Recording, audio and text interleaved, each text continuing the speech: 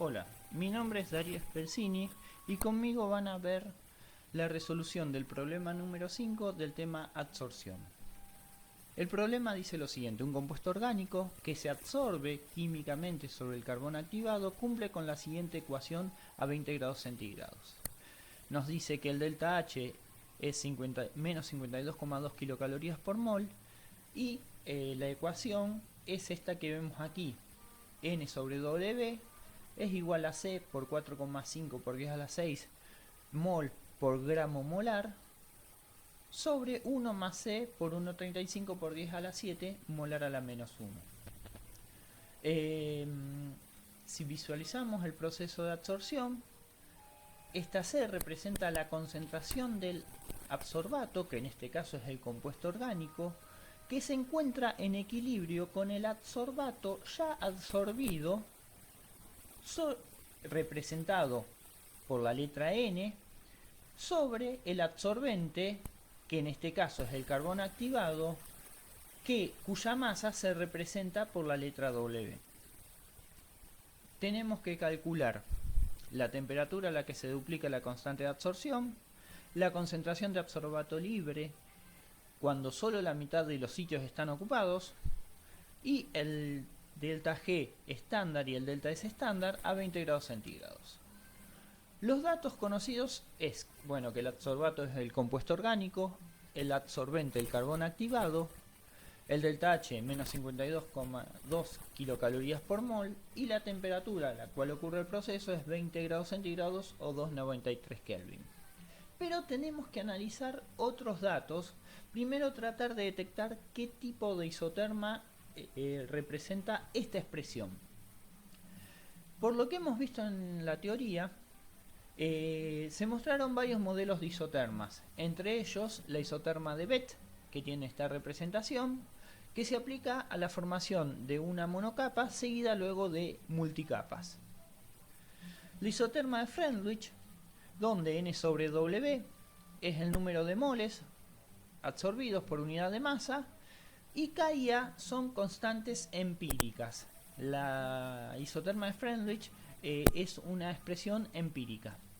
Por último tenemos la isoterma de Langmuir, cuyos parámetros tienen un significado físico y tiene esta expresión, donde A es igual a la capacidad máxima de absorción, o el N sobre W máximo, que esto es cuando todos los sitios están ocupados.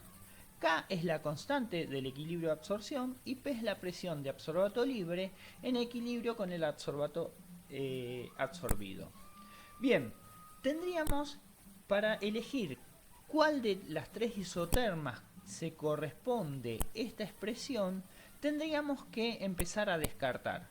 Podríamos descartar la isoterma de Freundlich, ya que aparece un término como potencia y en esta expresión ningún término aparece como potencia, por lo tanto podemos descartar la isoterma de Freundlich.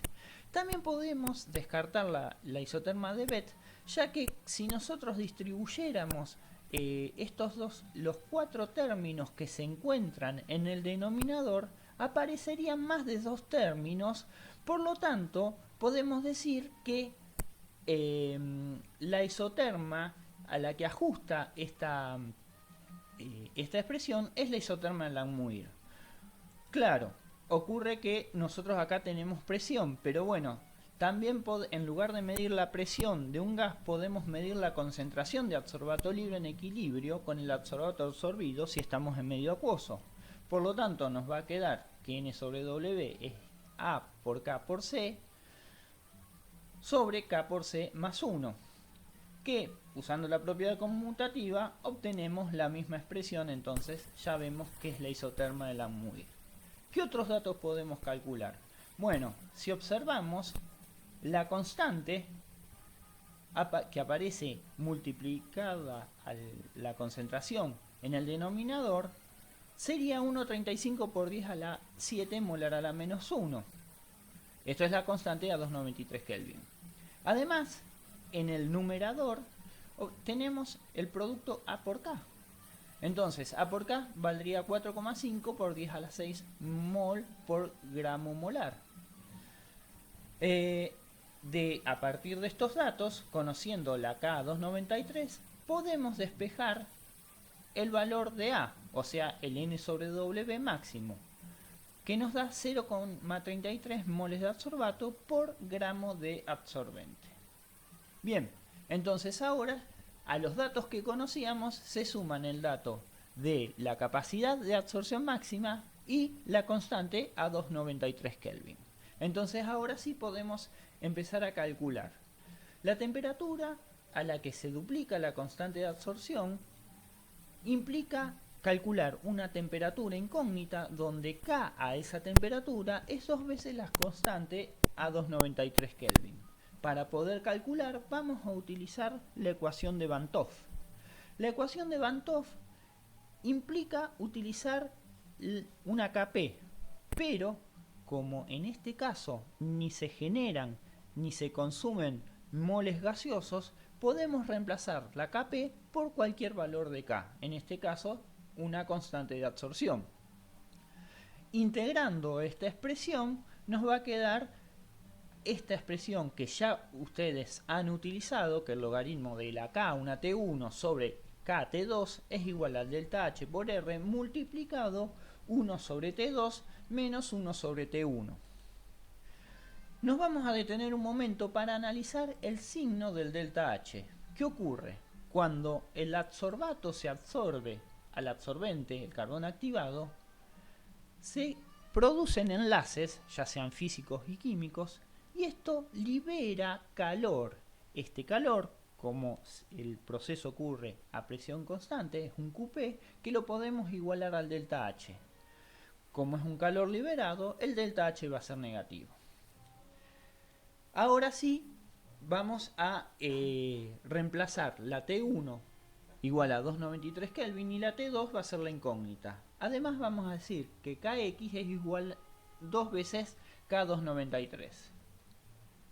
Poniendo todas estas expresiones en la ecuación, el delta H menos 52,2, aquí coloqué R, que lo coloqué en unidades de kilocalorías por mol para que sea fácilmente simplificable con el delta H. Además podemos simplificar K293 tanto de numerador como denominador, por lo que va a quedar esta expresión ya más fácil de manejar.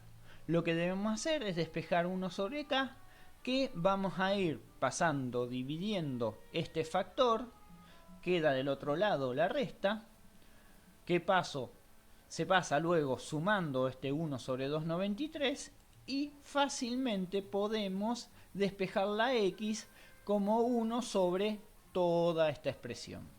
Cuando calculamos el valor de X, nos queda que la T2 es 290,7 Kelvin, lo que era esperable que la temperatura disminuya si aumentaba la constante debido a que es un proceso, el delta H es negativo. Bien, continuando, vamos al ítem B, donde tenemos que calcular la concentración del adsorbato libre en equilibrio cuando solo la mitad de los sitios están ocupados.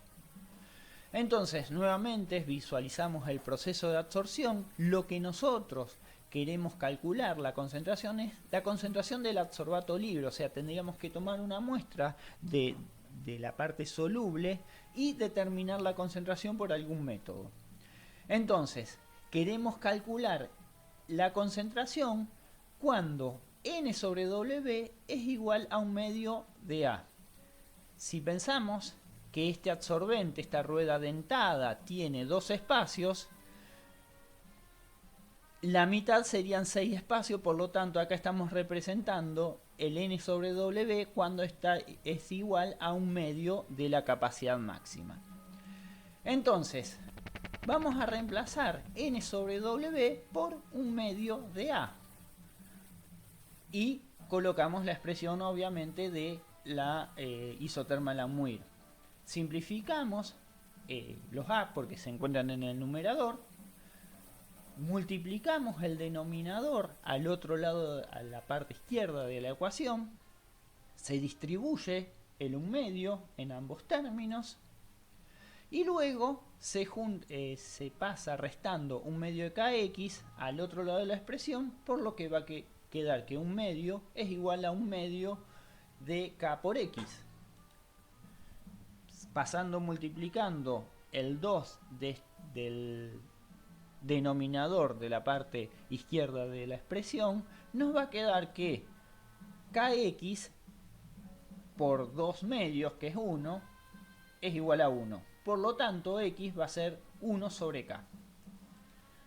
A 2,93, como la constante es 1,35 por 10 a la 7, podemos calcular esa concentración de adsorbato libre en equilibrio con el adsorbato absorbido como 1 sobre k 2,93 y nos queda que es 7,48 por 10 a la menos 8 molar. Este valor lo podemos hallar en una gráfica de n sobre w versus concentración. Si nosotros tuviésemos distintos puntos experimentales de un experimento de absorción que lo ajustamos a la isoterma de Langmuir, vamos a poder empezar a calcular los parámetros a partir de la gráfica. La capacidad máxima va a ser el A, el n sobre w máximo, donde todos los sitios están ocupados. Este eje varía desde n sobre w igual a 0, cuando ningún adsorbato está absorbido, al n sobre w máximo. A la mitad de este segmento nos vamos a encontrar con que el n sobre w es igual a sobre 2, o sea, la mitad de los sitios se encuentran absorbidos. Si nosotros con este valor vamos hacia la isoterma y luego hacia el eje de las x, encontramos que esa concentración es igual a 1 sobre k.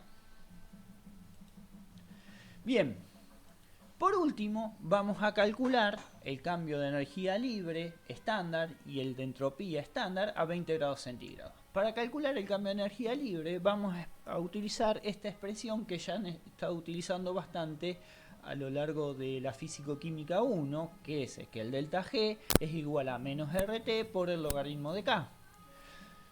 Poniendo los valores de R en kilocalorías por mol, la temperatura y la constante, en este caso sin unidades porque es adimensional lo que se encuentra dentro de un logaritmo, hallamos que el delta G es negativo, menos 9,621 kilocalorías por mol.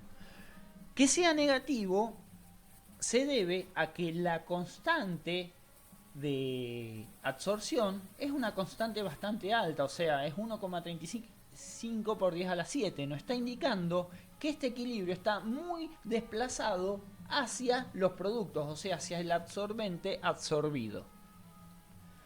Cuando vamos a calcular el delta S, vamos a partir de esta expresión, delta G igual a delta H menos T por delta S. Despejando delta S, nos queda esta expresión que reemplazamos, bueno, el delta H es el dato que teníamos, el delta G lo acabamos de calcular recién y dividimos por la temperatura siempre en Kelvin. Al calcular nos queda menos 0,145 kilocalorías por mol. Como el delta S, en este caso, por no ser un proceso adiabático, no es criterio de espontaneidad, solamente está indicando si el proceso se ordena o se desordena. En este caso, evidentemente, al ser negativo, estamos pasando de un grado de desorden, el adsorbato libre, a un grado de más orden, adsorbato absorbido. Bien, ¿qué hemos aprendido? A reconocer y detectar parámetros en las isotermas, usar la ecuación de Van 't Hoff para calcular parámetros a distintas temperaturas o con otras constantes de equilibrios, calcular la concentración de adsorbato libre en equilibrio con el adsorbato fijado en distintas condiciones y por último, con los parámetros de la isoterma calculamos las funciones de estado que caracterizan el proceso de absorción. Bien, espero que le haya sido útil y cualquier duda no duden en comunicarse.